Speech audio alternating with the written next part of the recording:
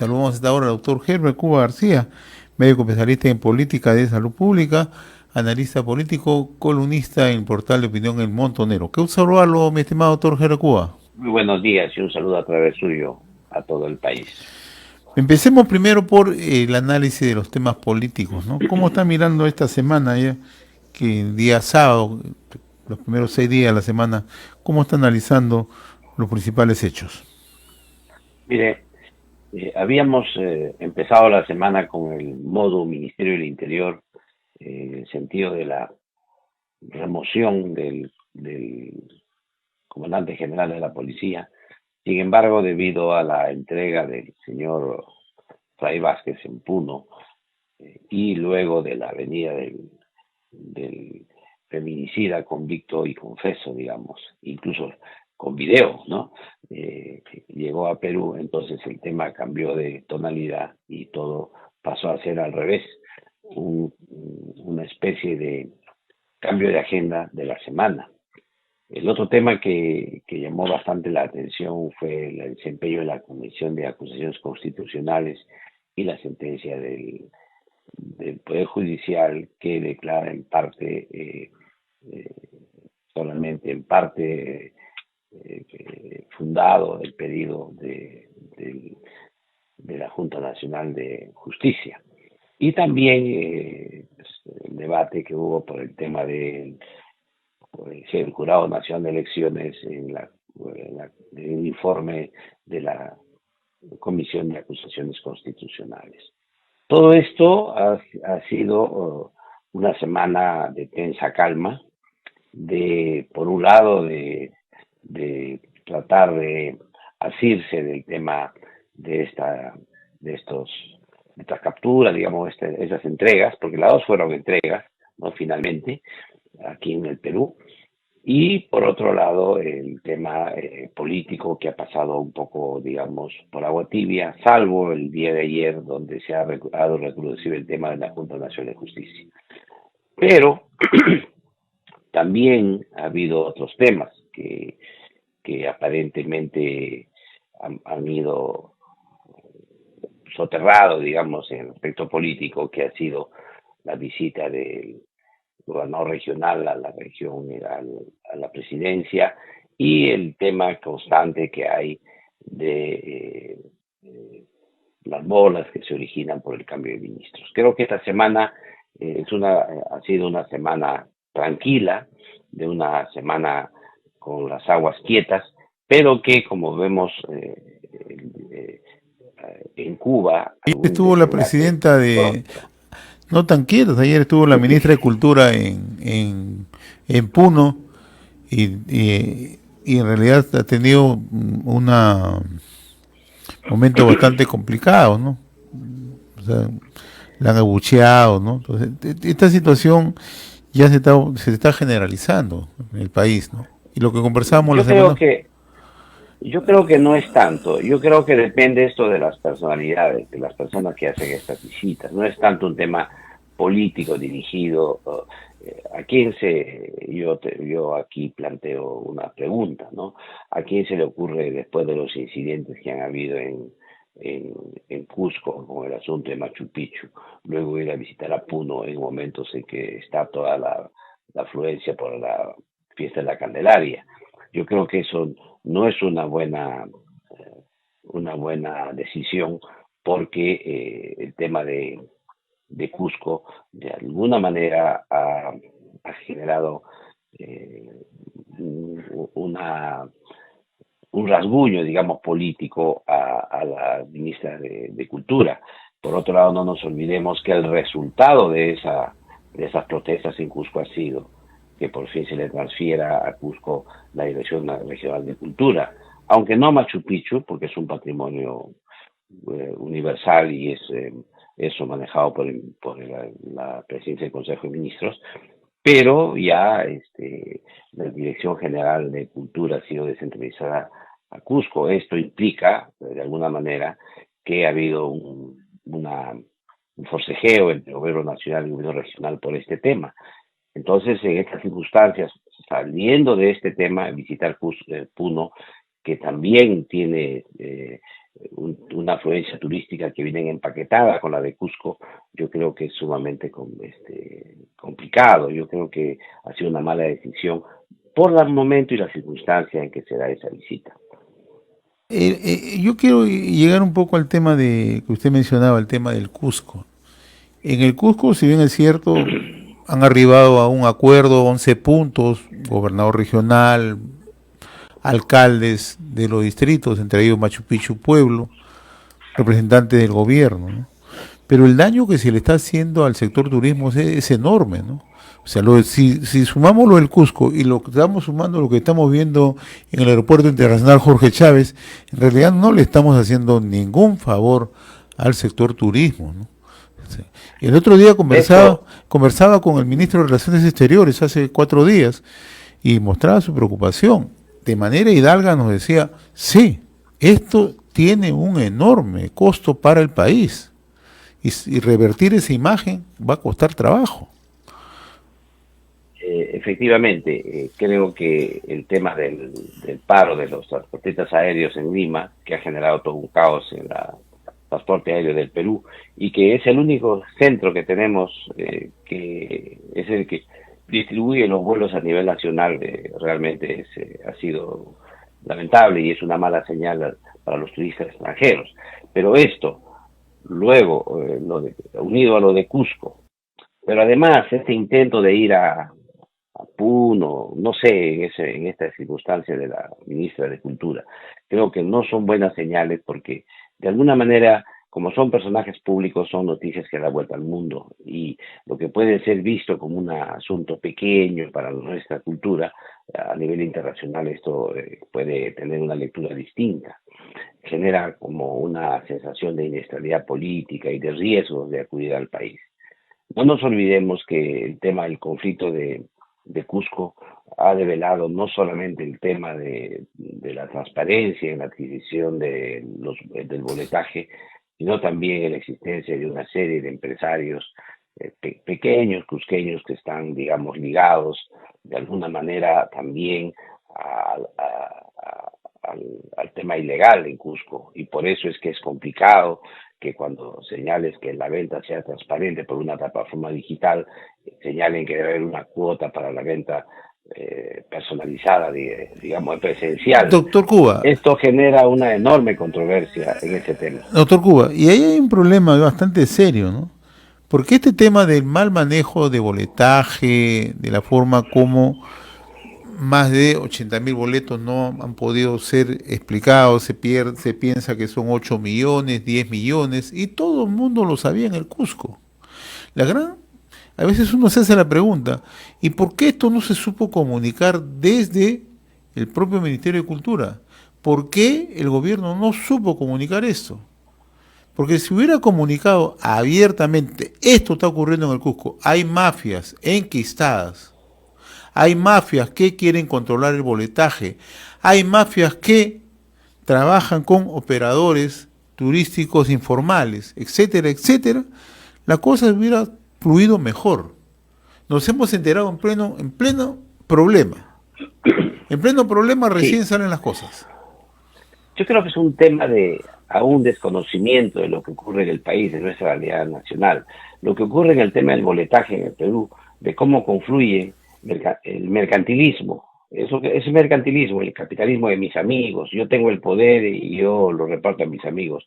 Eso es frecuente en el Perú y cada día ha crecido más. En el caso de los gobiernos regionales, en los gobiernos locales ocurre lo mismo. Y esto es, cada actividad que es más rentable que otra, genera mayores amigos de los poderes de turno en las regiones y en los distritos. Y esto hace que si eres amigo de alguien que controla esa porción del aparato del Estado, te favoreces con todos los negocios. Esto no es un tema de libre mercado, ni mucho menos. Esto es un tema real de mercantilismo puro y duro. Y entonces, cuando salen estas oposiciones a defender el patrimonio, a defender Machu Picchu para Cusco, etcétera, en realidad lo que se defiende detrás son este tipo de arreglos bajo la mesa entre políticos y empresarios corruptos que no permiten la libre competencia, no permiten que haya nuevas inversiones en la zona ni que la gente compita por ellas. Y finalmente el que paga, Pato, de todo esto es el ciudadano, el turista que llega a la zona, Y aquí hay un que tiene que detalle. estar que tiene que estar sujeto a estos acuerdos que hay bajo la mesa.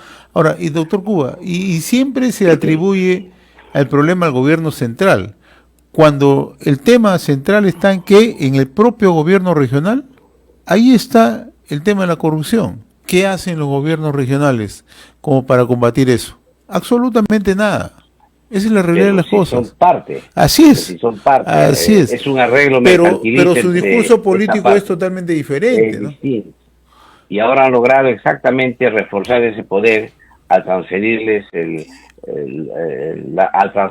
la transferencia de la Dirección Y Regional de vamos a Cultura ver a si se Cusco. dejan fiscalizar ahora, porque ese es el Entonces otro ahí problema. viene el otro tema. O sea, no es que se haya puesto orden en Cusco, se ha dado mayor autonomía, digamos, a estos temas que se venían haciendo antes.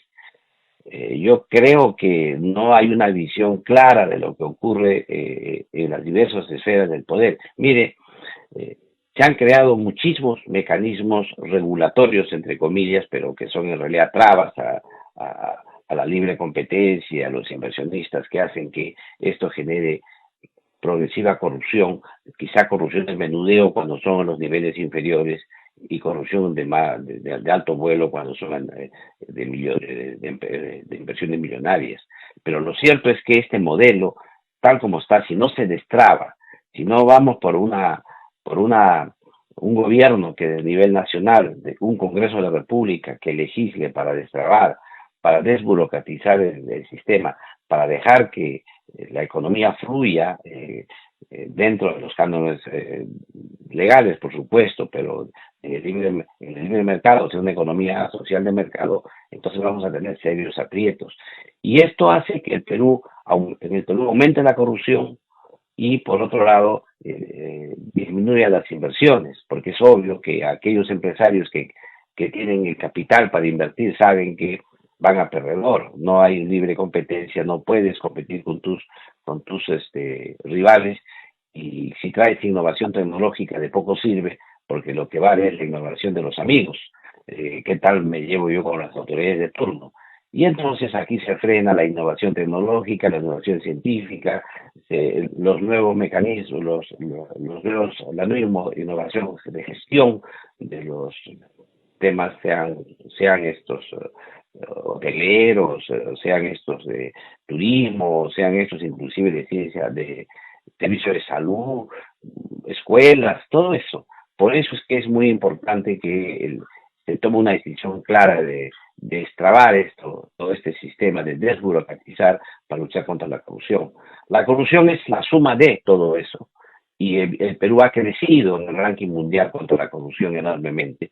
Hay un deterioro creciente de los niveles de transparencia en el país desde ya más de una década que esto viene ocurriendo siempre en detrimento de la honradez.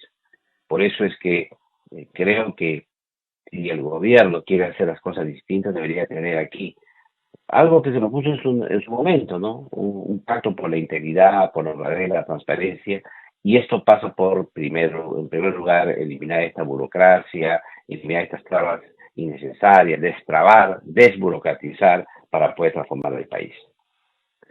Comentemos su reciente artículo, doctor Cuba. INEI, radiación solar y cáncer de la piel. Nos quedan 3 minutos, por favor.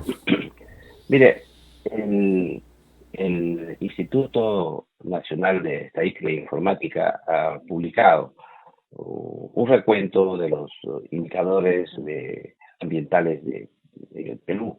Y aquí se ha referido a un estudio que ha hecho en Lima Metropolitana. De hecho, lo hace Cenami diariamente, pero el estudio, la revisión, el análisis lo ha hecho el INEI y ha señalado que en Lima Metropolitana en el mes de diciembre hemos tenido un nivel un nivel alto de rayos ultravioletas, de radiación solar, y ha señalado que frente al año 2000, 22, perdón, la cifra ha sido idéntica en promedio. Sin embargo, el 27 de diciembre ha sido señalado como un día que ha sido más caluroso, que ha tenido un nivel de radiación incluso de 8, muy alta. Esto ha llevado como consecuencia a pensar las consecuencias que se tienen de estas rayos ultravioletas, que es el cáncer de la piel, ¿no? Por otro lado también el tema de las cataratas, la ceguera, el tema de la piel, las arrugas, el engrosamiento de la piel y la disminución inmunológica inclusive que permite una serie de infecciones, incluyendo el mismo cáncer. Todo esto que ya desde el año 2013 se había dado una ley con la finalidad de favorecer que las instituciones públicas y privadas puedan crear mecanismos para protección ante los rayos ultravioletas. Acuérdese usted que en su momento hablábamos de la ley del sombrero, es decir, que era una ley que obligaba que en los lugares donde hay mucha radiación, o en horas que hay mucha radiación, la gente use sombrero de ala ancha, de tal manera que se proteja contra la radiación solar.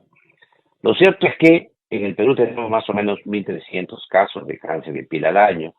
Sin embargo, esta ley, que es importante para disminuir estos casos, aún no ha sido reglamentada y por lo tanto no se puede todavía ver qué mecanismos hay para que el Ministerio de Trabajo y Promoción Social y el Ministerio de Educación puedan mejorar esto. Pero además, esta norma señala que va a haber fiscalización y sanción. Si no hay reglamento, si no se tipifican las faltas, es poco probable que se puedan aplicar sanciones. Por lo tanto, la ley hasta la fecha es letra muerta. Felizmente, que el Ministerio de Educación, ya el año 2017, con una resolución secretarial, ha implementado una serie de medidas para los escolares. Y de esa manera ha logrado, por ejemplo, pautas como que antes de las 10 de la mañana y después de las 6 de las 4 de la tarde se puedan hacer actividades al aire libre. El resto es adecuado hacerlo en ambientes que tengan techo. Por otro lado, también ha implementado bebederos en los hospitales, en los colegios, para evitar la deshidratación. Luego la educación que se tiene con ellos, el uso de sombreros de ala ancha en los lugares donde la emisión de rayos ultravioletas es alto y un seguimiento continuo a los reportes que hace CENAMI para saber exactamente cuál es el nivel de radiación. Lo cierto es que el día de mañana es el Día Nacional del Cáncer y el día 6 de febrero es el Día del Lunar, que es uno de los cánceres de piel más terrible, que es el melanoma, y que es el que nos da casi estos 1.300 casos de cáncer al año.